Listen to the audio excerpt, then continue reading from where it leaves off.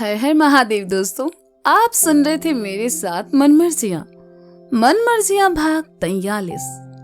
शगुन अपने कमरे में बैठी गुड्डू का इंतजार कर रही थी, लेकिन गुड्डू फोन आने की वजह से घर से निकल गया। गनीमत था उस वक्त गुड्डू ने किसी को बाहर जाते नहीं देखा। गुड्डू अपनी बाइक तेजी से निकालकर वहां से ले गया। दिमाग में न जाने कितने ही विचार थे और दिल धड़क रहा था। उसने कभी सोचा भी नहीं था कि ऐसा कुछ हो जाएगा। गुड्डू ने बाइक अनुराग हॉस्पिटल के सामने रोकी और बाइक को पार्किंग में लगाया। गुड्डू तेजी से भागकर अंदर गया और रिसेप्शन पर आकर पूछा, पिंकी शर्मा अभी कुछ देर पहले आई है, कौन से रूम में है? फर्स्ट फ्लोर, रूम नंबर 102, लड़के ने कहा और वापस अपने काम में लग गया। गुड्डू भागते हुए लिफ्ट के सामने आया, लेकिन लिफ्ट बंद। गुड्डू सीढ़ियों से ही ऊपर चला आया और 102 रूम में आकर देखा पिंकी सामने बेड पर लेटी हुई है। उसके एक हाथ में ड्रिप लगी हुई थी। बगल में ही उसकी ममेरी बहन बैठी थी, जिसका चेहरा उदासी से घिरा हुआ था। गुड्डू कमरे में आया और कहा, क्या हुआ इसे? पिंकी ने चूहे मारने वाली दवा खा ली। बहन, जिसका नाम सुमन था, ने रोते हुए बताया। का? पर काहे? और बाकी घर वाले कहाँ हैं? गुड्डू ने चिंतित होते हुए पूछा। सब घर वाले आज सुबह इस शादी में जौनपुर चले गए थे। पिंकी ने मना कर दिया तो फूफा जी ने मुझे उसके साथ रुकने के लिए कहा। पिंकी सुबह से बहुत परेशान थी, बार बार किसी को फोन भी लगा रही थी। और फिर कुछ देर बाद जब मैंने देखा तो पाया कि वो बेहोश पड़ी है। मैंने उसे हॉस्पिटल ले आना सही समझा। सुमन ने गुड्डू को पूरी बात बताई तो गुड्डू ने परेशानी भरे स्वर में कहा, किसी से कुछ कहा तो नहीं ना तुमने? नहीं, मैंने नहीं बताया। सभी घर वाले शादी में हैं, उनको परेशान नहीं करना चाहती थी मैं। सुमन ने धीरे से कहा। ये ठीक किया। कहते हुए गुड्डू पिंकी के पास आया और उसके बगल में बैठकर उसका हाथ थामते हुए कहा, ऐसा काहे किया पिंकिया? तुमको ऐसा नहीं करना चाहिए था। कुछ बात थी तो हमें बताती, ऐसा कदम काहे उठाया? गुड्डू को इमोशनल होते देखकर सुमन उठी और वहां से चली गई। गुड्डू पिंकी का हाथ थामे उसके चेहरे की ओर देखता रहा। पिंकी को इस हालत में देखकर गुड्डू को बिल्कुल अच्छा नहीं लग रहा था। ये भी भूल चुका था कि कुछ घंटों पहले ही शगुन से उसकी शादी हुई है और आज रात उसकी सुहाग रात है। गुड्डू को कुछ समझ नहीं आ रहा था, और गुड्डू क्या, ऐसे वक्त में शायद किसी को कुछ समझ ना आए। पिंकी के साथ बिताए सारे पल एक एक करके गुड्डू की आंखों के सामने आने लगे। कुछ देर बाद पिंकी को होश आया। जब उसने गुड्डू को अपने बगल में बैठे देखा तो मुस्कुरा उठी और उठने की कोशिश की। गुड्डू की नजर जब पिंकी पर पड़ी तो उसने कहा, लेटी रहो। पिंकी ने वापस अपना सर तकिए पर रख लिया तो गुड्डू ने कहा, ये सब क्या है? सुमन बताई रही कि तुमने दवा पी ली, पर काहे? कुछ परेशानी थी तो कह सकती थी ना, पर खुद के साथ गलत करने का सोचा। पागल हो गई हो। हम तुम्हारे बिना नहीं रह सकते गुड्डू। मुझे अब एहसास हुआ कि तुमसे ज्यादा प्यार मुझे कोई नहीं कर सकता। वापस आ जाओ गुड्डू, पिंकी ने रोते हुए कहा। अब ये आंसू असली थे या नकली, ये तो पिंकी ही जानती थी। गुड्डू ने सुना तो परेशान हो गया और कहा, हमारी शादी हो चुकी है पिंकिया। जब हम कह रहे थे तब तुमने हमसे शादी नहीं की, और अब तुम वापस आना चाहती हो। पिताजी से क्या कहेंगे? कुछ भी कहो, बस हमें तुम्हारे साथ रहना है। कहते हुए पिंकी गुड्डू से लिपट गई। गुड्डू को कुछ समझ नहीं आ रहा था, वह बस खामोश बैठा था। पिंकी उससे दूर हुई और उसका चेहरा अपने हाथों में थाम कर कहने लगी, हम जानते हैं गुड्डू, हमने बहुत बड़ी गलती की है। हमें नहीं पता था हमारी वजह से ये सब हो जाएगा, लेकिन सच तो ये है कि तुम्हारी आदत हो चुकी है हमें। हम तुमसे बहुत प्यार करते हैं गुड्डू, हमें अपने साथ रख लो। पिंकिया, तुम अब समझ नहीं रही हो। हमारी शादी हो चुकी है, हम किसी के पति हैं। अपने साथ कैसे रख पाएंगे तुम्हें? पिताजी को ये सब पता चला तो हमें मार डालेंगे। तुम ठीक हो जाओ, उसके बाद सोचते हैं क्या करना है। गुड्डू ने पिंकी के हाथों को अपने गालों से दूर करते हुए कहा। गुड्डू की बात सुनकर पिंकी को बुरा लगा तो उसने गुड्डू से दूर होकर कहा, सही कहा गुड्डू, प्यार हमसे और शादी किसी और से। तुम सब लड़के एक जैसे होते हो, बस लड़की के साथ मजे करने और जब शादी की बात आए तो पिताजी की सुनो। कहते क्यों नहीं गुड्डू कि शगुन को देखकर मन बदल गया है तुम्हारा। मेरे लिए जो प्यार दिखाया सब झूठ था, बस टाइम पास कर रहे थे तुम। और जब मैं नहीं मिली तो कर ली शादी किसी और से। जाओ गुड्डू, तुम चले जाओ यहाँ से और छोड़ दो मुझे मेरे हाल पर। पिंकी की बातें सुनकर गुड्डू और उलझ गया। उसे कुछ समझ नहीं आया कि क्या करे। गुड्डू ने पिंकी का हाथ पकड़ा और कहने लगा, प्यार करते हैं पिंकिया, अभी हम बहुत परेशान हैं, प्लीज हमें और मत उलझाओ। शादी हमने पिताजी की मर्जी से की है। उस शादी में ना हमारी मर्जी है ना हमारी खुशी है। हमें थोड़ा वक्त दो पिंकिया, हम करेंगे ना सब सही। हमें समझने की कोशिश करो, हम ना पिताजी का दिल दुखा सकते हैं ना तुम्हारा। बस थोड़ा वक्त दे दो हमें। गुड्डू की बात सुनकर पिंकी एक बार फिर उसके गले आ लगी। गुड्डू को कुछ महसूस नहीं हो रहा था, वह बस खुद से उलझता जा रहा था। गुड्डू का दिमाग मिश्रा जी के वश में था और दिल पिंकी के वश में। गुड्डू पिंकी के बालों को सहलाता रहा और पिंकी खुशी खुशी उसके गले लगे रही। रात पर गुड्डू पिंकी के पास बैठा रहा। सुबह के 4 बजे गुड्डू आंखें मुनने लगी तो गुड्डू वहीं बिस्तर पर सर टिकाकर सो गया। गुड्डू का इंतजार करते करते शगुन सो गई, लेकिन गुड्डू नहीं आया। सुबह जब शगुन की आंख खुली तो उसने देखा गुड्डू कमरे में नहीं है। शगुन उठी और सूटकेस से अपने कपड़े निकालकर नहाने चली गई। शगुन नहाकर आई। वह गुड्डू के बारे में सोच ही रही थी कि आखिर वह है कहाँ। शगुन ने लाल बॉर्डर वाली हरे रंग की साड़ी पहनी, गहने पहने, हाथों में शादी का चूड़ा था जिसे 1.25 महीने से पहले उतारना नहीं था। आंखों में काजल, ललाट पर बिंदी, मांग के बीचों बीच भरा सिंदूर, इन सब चीजों से शगुन का रूप और निखर आया था।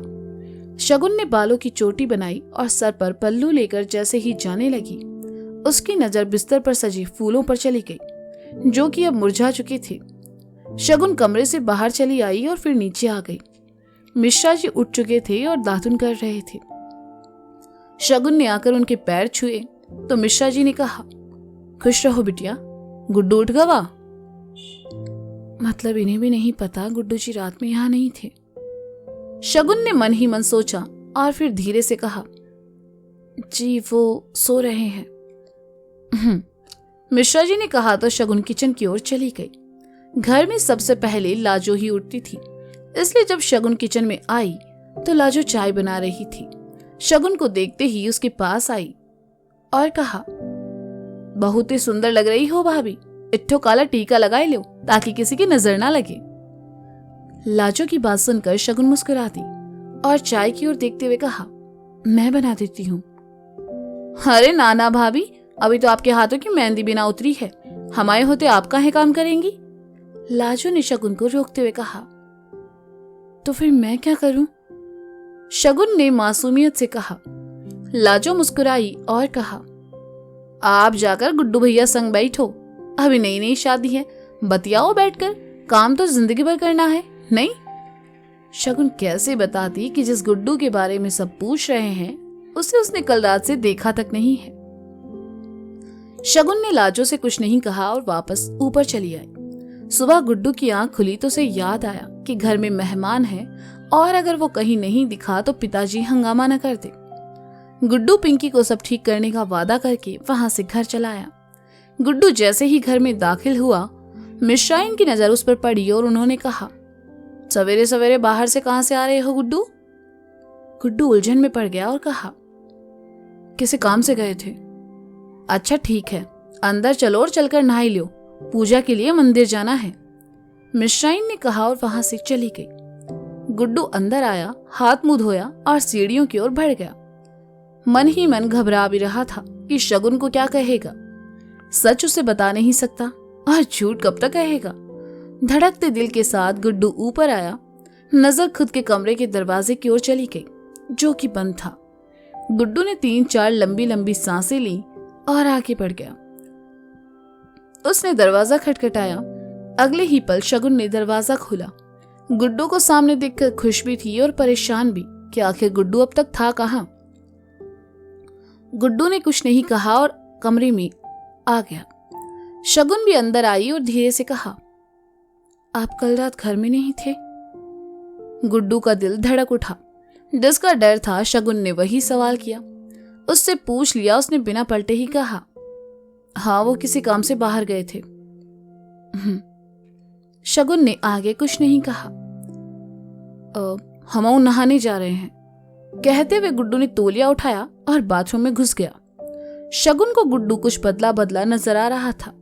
जिस तरह से गुड्डू उससे नजरें चुरा रहा था, शगुन को लगने लगा कोई तो बात है जो गुड्डू उससे छुपा रहा है। शगुन वहीं बैठकर गुड्डू के वापस आने का इंतजार करने लगी।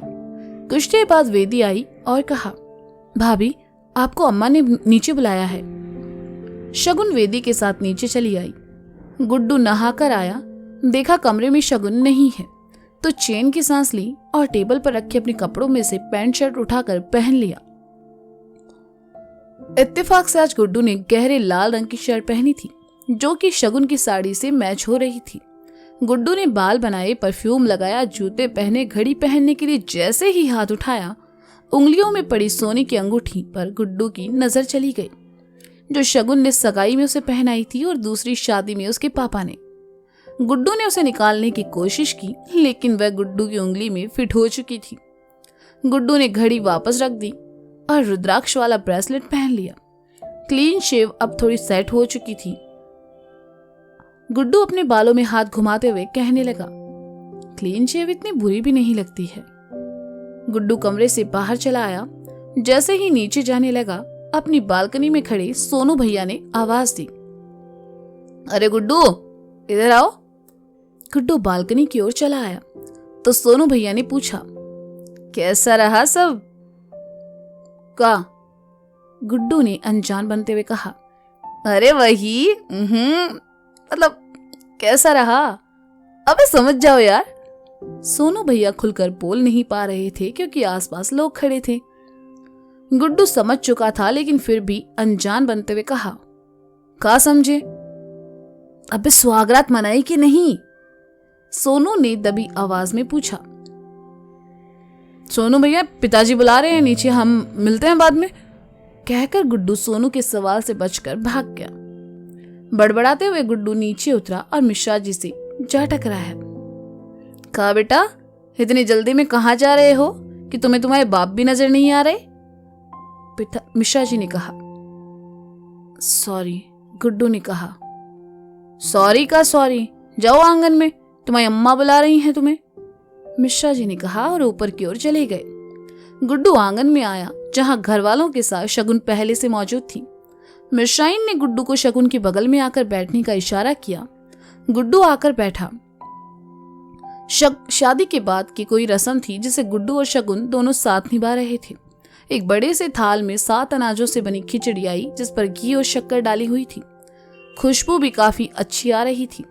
मिश्राइन ने गुड्डू से कहा, गुड्डू अपने हाथ से बहुरिया को खिलाओ और रस्म पूरी करो। अम्मा ये सब करना जरूरी है का? गुड्डू ने कहा। बेटा ये सब रस्में हैं जो कि शादी के बाद करनी है। वैसे भी अब पहले वाले गुड्डू नहीं रहे हो तुम, शादी हो चुकी है तुम्हारी, समझदार बनो, चलो खिलाओ। मिश्राइन ने कहा तो गुड्डू ने एक निवाला उठाया और शगुन की ओर बढ़ा दिया। शगुन को समझ नहीं आ रहा था कि अचानक से गुड्डू को क्या हो गया है। उसने गुड्डू के हाथ से निवाला खाया और फिर मिश्राइन के कहने पर एक निवाला शगुन ने गुड्डू को भी खिला दिया। रस्म खत्म होने के बाद गुड्डू उठकर जाने लगा तो मिश्राइन ने कहा, गुड्डू यहीं रुको, थोड़ी देर में सबके साथ मंदिर जाना है। गुड्डू ने हाँ में गर्दन हिला दी और वहां से चला गया। कुछ देर बाद मिश्राइन ने सोनू से गाड़ी निकालने को कहा। सोनू की गाड़ी में भुआ जी, अंजलि भाभी और कुछ रिश्तेदार बैठ गए। घर वाली गाड़ी में आगे मिश्रा जी, ड्राइवर, पीछे मिश्राइन, शगुन, गुड्डू बैठे थे। तभी वेदी ने आकर कहा, अम्मा हमें भी चलना है। हाँ हाँ आ जाओ, जगह है, मिश्राइन ने कहा तो वेदी ने गुड्डू को खिसकने का इशारा किया।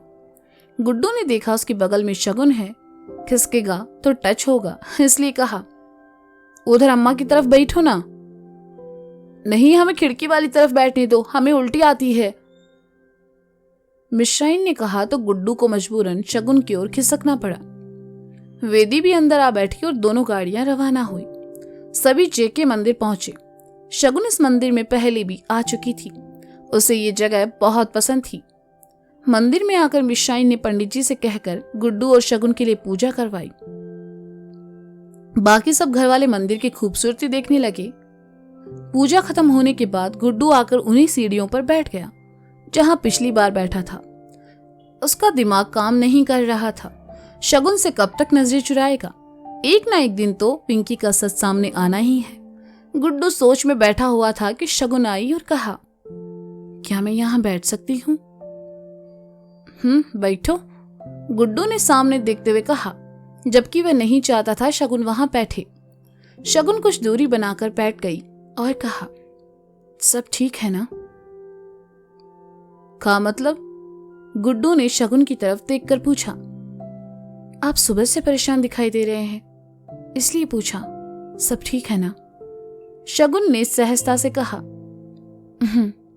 गुड्डू ने कहा और फिर सामने देखने लगा। मैं समझ सकती हूँ, ये सब आपके लिए नया है, मेरे लिए भी पहली बार है। नई जगह, नया घर, नए रिश्ते, इन्हें अपना बनाने में वक्त लगेगा। आपकी भावनाएं भी समझ आती है। शादी से पहले लाइफ कुछ और होती है, शादी के बाद अचानक बदल जाती है। एडजस्ट होने में थोड़ा वक्त लगता है। शगुन ने कहा तो गुड्डू उसकी ओर देखने लगा और फिर कहा, ये तुम हो इसलिए कह रही हो ना क्योंकि रात में हम घर नहीं थे? नहीं, ये मैं इसलिए कह रही हूं क्योंकि मैं नहीं चाहती घर में कोई आपको गलत समझे। जो भी काम हो, जैसा भी काम हो, वक्त से घर आया करें। कहते हुए शगुन उठी और उठकर चली गई। हर गुड्डू बस उसे जाते हुए देखता रहा। तो दोस्तों, ये था मनमर्जियां भाग 43। इसका अगला भाग आप जल्द ही सुनेंगे मेरे साथ। अब तक के लिए शुक्रिया, बाय बाय, अपना ख्याल रखें और हाँ, सुनते रहें मनमर्जियां मेरे और बेचारी शगुन के साथ। तो मिलते हैं जल्द ही, तब तक के लिए बाय बाय।